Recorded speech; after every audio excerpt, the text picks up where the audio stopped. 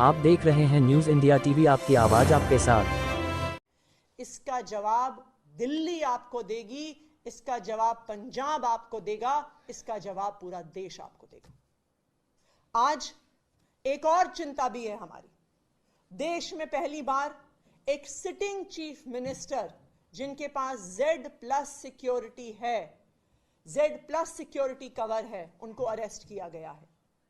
अब अरविंद केजरीवाल, दिल्ली के मुख्यमंत्री अरविंद केजरीवाल जी की सिक्योरिटी के लिए कौन जिम्मेदार है?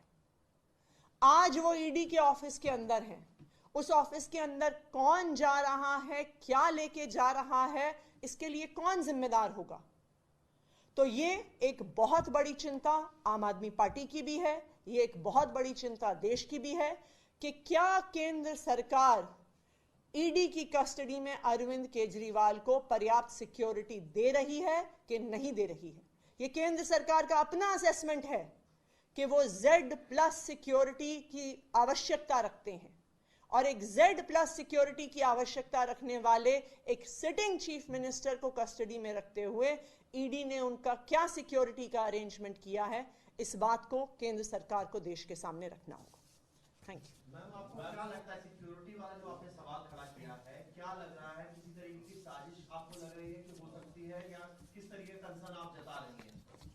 देखिए, अरविंद केजरीवाल जी एक Z+ सिक्योरिटी के प्रोटेक्टी हैं। अरविंद केजरीवाल जी इस देश के इतिहास में पहली बार अरेस्ट हुए सिटिंग चीफ मिनिस्टर हैं। हेमंत सोरेन जी की भी जब गिरफ्तारी हुई थी, उन्होंने गिरफ्तारी से पहले इस्तीफा दे दिया था। तो आज ये बहुत बड़ा सवाल है कि एक सिटिंग चीफ मिनिस्टर को जो सिक्योरिटी मिलनी चाहिए, क्या उनको ईडी की कस्टडी में मिल रही है? कौन उस ईडी के ऑफिस में अंदर जा रहा है? जिस लॉकअप में अरविंद केजरीवाल हैं, उस लॉकअप में कौन जा रहा है, उनकी क्या चेकिंग हो रही है, उनके पास क्या मटेरियल है, इस सब के लिए कौन जिम्मेदार होगा?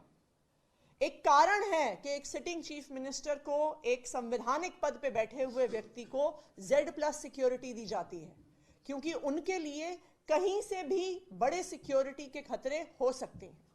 लेकिन आज जब एक सिटिंग चीफ मिनिस्टर को ईडी की कस्टडी में ले लिया जाता है, तो उनकी सेफ्टी और सिक्योरिटी के लिए कौन जिम्मेदार है, इसका जवाब केंद्र सरकार को देना होगा। सुप्रीम कोर्ट में भी इस पूरे मामले में सुनवाई है, वहां से कितनी उम्मीद है आप लोगों को?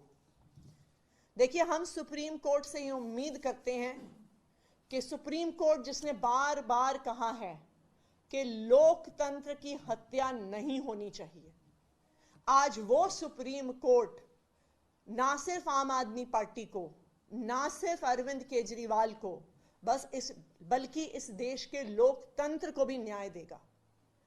इस देश के इतिहास में ये पहली बार हुआ है कि मॉडल कोड ऑफ कंडक्ट लगने के बाद, चुनाव की घोषणा होने के बाद, देश में से 6 में से 1 नेशनल पार्टी के नेशनल कन्वीनर को गिरफ्तार कर लिया गया है।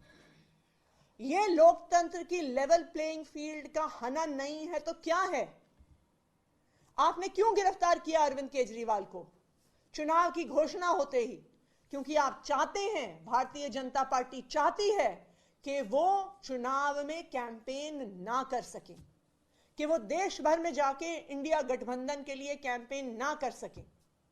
तो ये देश के इतिहास में, इस देश के लोकतंत्र के इतिहास में पहली बार हुआ है, और हम सुप्रीम कोर्ट से उम्मीद करते हैं कि सुप्रीम कोर्ट ने जब भी लोकतंत्र की हत्या करने की कोशिश करी है भारतीय जनता पार्टी ने, चाहे चंडीगढ़ के मेयर के चुनाव में, चाहे इलेक्टोरल बॉन्ड्स के माध्यम से, तो सुप्रीम कोर्ट ने सामने आके लोकतंत्र को बचाया है। तो हम ये उम्मीद करते हैं कि उसी तरह से आज भी सुप्रीम कोर्ट लोकतंत्र की रक्षा करेगा। क्या इंडिया अलायंस के लीडर्स के साथ कोई कोऑर्डिनेशन चल रहा है इस वक्त? क्योंकि पहला मामला नहीं, आपके हेमंत सोरेन की पहली गिरफ्तारी हुई है, अरविंद केजरीवाल, तो एक यूनाइटेड प्रोटेस्ट और यूनाइटेड कॉल, कुछ प्लानिंग ऐसी है? हम लगातार इंडिया अलायंस के नेताओं से सबसे टच में हैं। उनमें से कई लोग अरविंद केजरीवाल जी के परिवार से बात भी कर चुके हैं। हमारी भी कई नेताओं से बात हुई है, और इंडिया गठबंधन के सभी प्रमुख नेताओं ने फोन पर भी और ट्विटर और मीडिया के माध्यम से भी अरविंद केजरीवाल और आम आदमी पार्टी के लिए एक सॉलिडारिटी दिखाई है। यह लड़ाई सिर्फ आम आदमी पार्टी और अरविंद केजरीवाल की नहीं है। आज ये लोकतंत्र के लिए लड़ाई है। आप मॉडल कोड ऑफ कंडक्ट लगने के बाद, चुनाव की घोषणा होने के बाद, विपक्ष के एक प्रमुख नेता, एक राष्ट्रीय पार्टी के राष्ट्रीय अध्यक्ष को अगर गिरफ्तार कर रहे हैं, तो ये चुनाव को प्रभावित करने का अगर तरीका नहीं है तो और क्या। Thank you. आप लोग प्रोटेस्ट की बात कर रहे थे, सड़क पर उतरने की बात कर रहे थे, वो क्या आज दिल्ली और देश भर में होने जा रहा है? बिल्कुल प्रोटेस्ट होगा, लेकिन आज केंद्र सरकार का जो डर है वो दिल्ली की सड़कों पे भी दिख रहा है। आज आम आदमी पार्टी के ऑफिस को एक छावनी बना दिया गया है। आम आदमी पार्टी के ऑफिस के सामने 2 से 2,500 हजार पुलिस वाले खड़े हैं। आम आदमी पार्टी के ऑफिस की सड़क के सामने हजारों पैरामिलिट्री फोर्सेस वाले खड़े हैं। पूरी दिल्ली से, पूरे देश से पुलिस को और पैरामिलिट्री फोर्सेस को इकट्ठा किया गया है। क्यों? क्योंकि भारतीय जनता पार्टी को डर है। उनको पता है कि वो अरविंद केजरीवाल को जेल में डाल के लोकतंत्र की हत्या करने की कोशिश कर रहे हैं, और वो पुलिस के माध्यम से, पैरामिलिट्री फोर्सेस के माध्यम से अब दिल्ली के लोगों की और देश की लोगों की आवाज को भी बंद करने की कोशिश कर रहे हैं। आप देख रहे हैं न्यूज़ इंडिया टीवी, आपकी आवाज आपके साथ।